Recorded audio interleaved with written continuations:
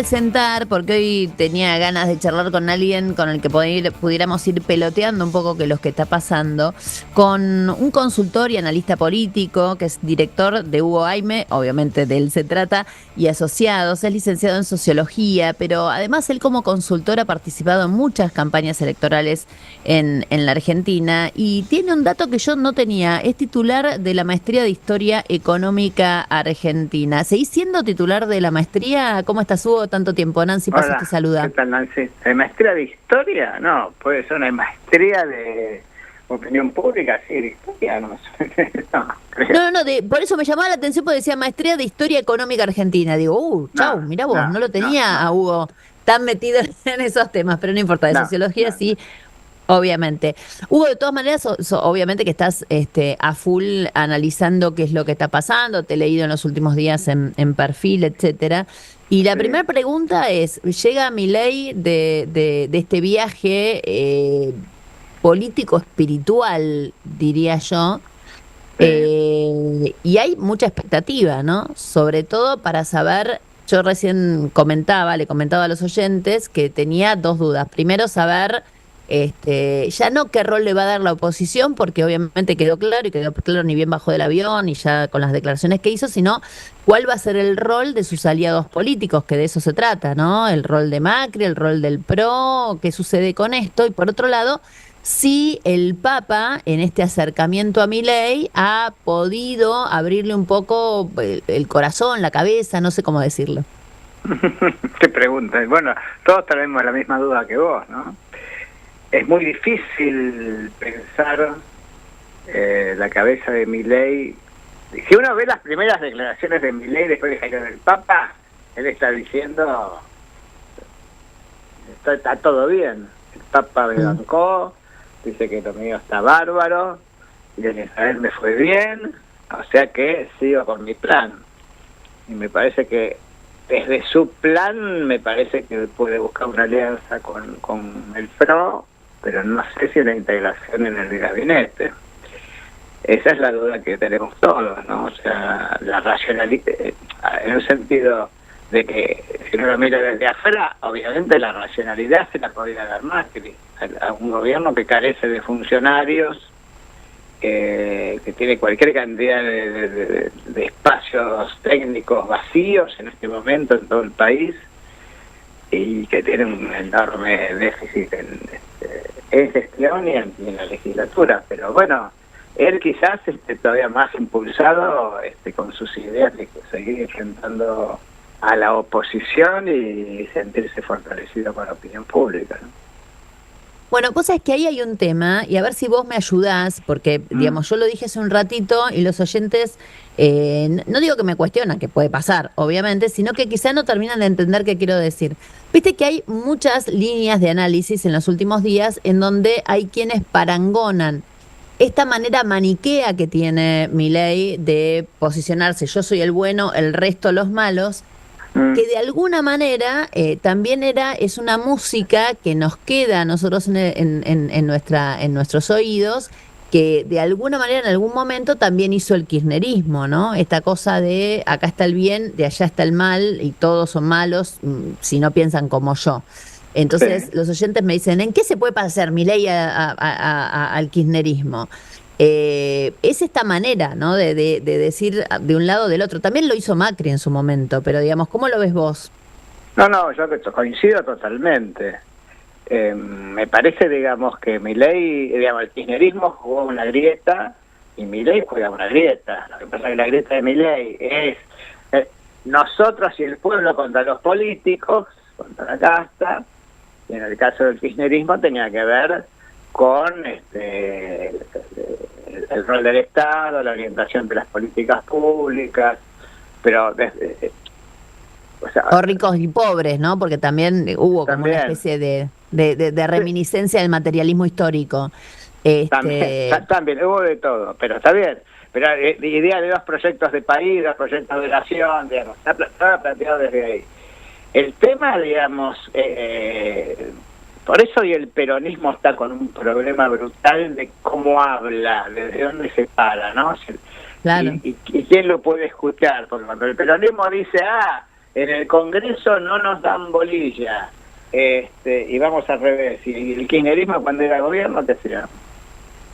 Tampoco, digamos, tenía un gran diálogo con el resto de las fuerzas políticas, ¿no? Entonces, ahí es como que estás volviendo a un tema de agrietamiento, que es lo que en teoría la Argentina quería salir, ¿no? Sí, digamos, yo creo que son diferentes las maneras de todas maneras, ¿eh? A pesar de todo, y que yo también puedo hacer un parangón. De alguna u otra manera, yo creo que en realidad el diálogo político como tal nunca se quebró, nunca se rompió, sobre todo de la dirigencia. O sea, esto me parece que siempre fue así. En este caso es algo realmente novedoso desde todo punto de vista. Y el otro tema también tiene que ver con la falta de profundidad, si se quiere, de las líneas que acompañan a Milei. O sea, Milei tiene como una especie de necesidad de cooptar, si se quiere, parte del PRO, porque él sabe que le faltan cuadros para llevar adelante un montón de cosas que quiere. No quiere entregarse, digamos, a Macri, pero por otro lado necesita esos cuadros y está también en un dilema. Total, por eso yo creo que es más fácil a él recostarse sobre Patricia que sobre Macri. Lo que pasa que me parece que Macri, no sé si Macri no le está ganando la interna del PRO a Patricia, ¿no? En el nivel de elección de los cuadros. Entonces ahí hay un nivel de tensión que se va a tener que resolver en el PRO y hay que ver cómo lo resuelve el presidente. A mí, digamos, el mundo del presidente, ¿qué sería? Yo sigo mandando que hagamos un bloque común en las legislaturas, ¿no? Ese sería el mundo de Milei. El mundo de Macri sería, digamos, un cogobierno, obviamente. Y esa tensión la vamos a estar viendo, ¿no? Sí, es parte de lo que sucede. ¿Y cómo ves el dilema del peronismo de ahora en adelante? El peronismo tiene varios problemas. La primera es tratar de entender por qué perdió. Quiere decir, no solo porque generó 150, 180, no sé, de inflación, sino qué cantidad de errores históricos viene cometiendo desde el gobierno de Cristina, no solo desde el gobierno de Alberto, porque si no, no se entiende nada. Entonces, si el peronismo no logra replantearse cómo plantear a la sociedad un proyecto de nación, le va a ser todo muy difícil, ¿no? Porque, digamos, la dialéctica, de vuelta, nosotros defendemos al pueblo y Milei no lo defiende y lo que se arman es la patria contra la democracia. Esa dinámica no lo resuelve al peronismo su dilema interno, ¿no? Entonces me parece que los dirigentes se deben una discusión profunda sobre esto, que yo creo que se está empezando a dar muy lentamente, ¿no? Están los que están con Cristina, los que ya empiezan a... O sea, el tema de Ferraresi, que era de cuidador del Instituto Patria y rompió, digamos. Y me parece que... Claro, recordemos, perdón, déjame que le cuente un poco a los oyentes, porque quizás no están tan al tanto, digamos, de todas las últimas novedades. Ferraresi era el vicepresidente del Instituto Patria, digamos, el intendente de Avellaneda, que históricamente fue un hombre absolutamente aliado a Cristina, y de alguna manera él, calculo yo, en su lectura política, me encantaría, mira, hoy pedí, justo ayer había pedido ya poder hablar con él. Él está mirando, digamos, que hay un montón de errores que se cometieron desde ese lugar que claramente no están teniendo un resarcimiento, si se quiere, y considera, digamos, que el nuevo momento es un momento un poco distinto, cuestiona seguramente mucho el poder de Máximo Kirchner y de la Cámpora, etcétera, y eso es lo que está pasando. De hecho, dejó la vicepresidencia del Instituto Patria y muchos dicen que está como queriendo sumar voluntades para que sea Axel Kicillof, el presidente del PJ en la provincia de Buenos Aires. Bueno, todo esto, el PJ nacional tiene un problema mayor que es que Alberto, claro, ¿no? O sea, es el presidente del PJ, un horror. Debería haber renunciado antes de ir a comer en los mejores restaurantes de España, ¿no? Claro, pero ¿qué pasa? El peronismo tiene 6 provincias, hay que redimensionarlo, ¿no? Porque si uno piensa que el peronismo primero pensó que perdía las elecciones a presidente en el 2023, entonces casi todas las provincias buscaron adelantar y la mitad de las que adelantaron perdieron su proceso, las elecciones. Quiere decir que el modo de gestionar de esos gobernadores estaba cuestionado también. Total. Entonces, bueno, Sí, sí, si sí. no se entiende eso, que hay una esencia, digamos, que se está perdiendo, y que la única esencia posible, para mí, mi punto de vista del peronismo, que siempre fue cómo plantear integrando el conjunto de los sectores sociales, plantear un proyecto de nación, si no logra eso, le va a ser todo muy difícil, porque va a quedar como un partido, sí, qué sé yo, un partido, digamos, de defensa de un sector de los pobres, ¿no? Claro, Porque hay otro sector de total. los pobres que se la lleva Milei. Entonces, Sí, sí, que se lo llevó Milei y que veremos qué pasa. Ahora, ¿cómo ah, ves el grado? A ver, acá hay algo que es así. Milei claramente llegó, digamos, uno nunca puede achacarle que no haya dicho lo que quería hacer. ¿Está claro? de Ahora, una acuerdo. vez que él está en el poder, una vez que él está en el poder y que toma determinadas decisiones, sí que hay un montón de cosas que se empiezan a quebrar, ¿no? El Sí, tema de la obra pública es una, pero el tema de qué gente, o sea, a qué gente con el boleto a lo que está ahora o a lo que va a estar, terminando de sacarle todos los subsidios al interior, etcétera, a qué gente le va a convenir o va a poder ir a trabajar pagando esos boletos y cuál no. O sea, digo, me parece que se están acelerando muchísimo algunos tiempos, ¿no? ¿No crees eso, Hugo? totalmente. Es que yo creo que, a ver, él tiene vos decís que él siempre dijo lo que quería hacer, pero nunca dijo, es decir, en su ¿Cuál campaña era el nunca costo? dijo el costo, no sé, el costo dijo lo va a pagar la casa, nunca dijo Claro, pero lo va él, a pagar la gente. Eso es no, el discurso que él hace el día que asume, no es el discurso de total. campaña. Entonces, él cambia del discurso de campaña al discurso el momento en que asume. Entonces, la promesa de él es bajar la inflación. Nunca prometió bajar la inflación a costa de la gente, ¿no? Entonces, ahí está su problema. ¿Dónde Vos sabés está que su el otro día fortaleza? Sí, perdón. sí, no, el otro día yo recordaba un poco esto, que finalmente él no había mentido y alguien me dijo, bueno, pará, porque él en realidad en campaña dijo Exacto. que él iba a hacer todo esto en la medida que hubiera una transición para que las cosas fueran mejor y para poder, etcétera. Digo, esa transición claramente, por lo menos desde que llegó hasta ahora, no se la está tomando. No, Y la pregunta que uno se hace es qué capacidad tiene él, digamos, envuelto en la vorágine en la que está, porque se sube un avión y la gente lo vitorea, se saca fotos, selfie, etcétera. Claro, es la gente que puede tomar un avión y viajar al exacto. exterior. Eso también hay que decirlo. Pero digo, ¿qué capacidad tiene él de percibir? Por eso ahí vuelvo a la reunión con el Papa, lo que le está pasando a la gente que quizás lo votó con ilusión y que no sé cuánta espalda más tiene para aguantar. Y estamos hablando a 2 meses vista de que él asumiera, o sea, no a 6. Hay un aceleramiento muy fuerte de los tiempos políticos, ¿no? Hace 2 meses ninguno de nosotros pensaba que había ministros que estaban pero que no estaban, que echaba a otros, que presentaba leyes que no salían. Digamos, hay un aceleramiento muy fuerte de los tiempos políticos. Él todavía, yo creo que mientras la opinión pública le sigue echando la culpa al gobierno de Alberto respecto del proceso inflacionario y la situación económica, él tiene ese tiempo. Ahora, en el momento en que la gente no llegue a fin de mes, y ahí se le va a complicar. Y yo creo que tiene unos meses más, no sé cuántos más. Pero bueno, eso, y tampoco, digamos, es un tema solo de medirlo en términos de opinión pública, porque él puede tener, digamos, una fortaleza en la opinión pública, pero si sigue acelerando, si siguen acelerando los tiempos políticos, eso termina llegando al periodismo, los líderes de opinión y baja hacia la opinión pública, ¿no? Obviamente, Entonces, es obviamente. un... Ahora, decime una cosa, en el medio de todo esto, ¿cómo ves al radicalismo? Porque vos viste que hoy, por ejemplo, es un día de apriete hacia el radicalismo. ¿Están con el cambio o van a votar con los kirchneristas? ¿No? Digamos, el discurso, insisto, maniqueo, pero discurso al fin, del oficialismo hoy. Y el radicalismo en eso también, digamos, tiene como que no sabe qué hacer.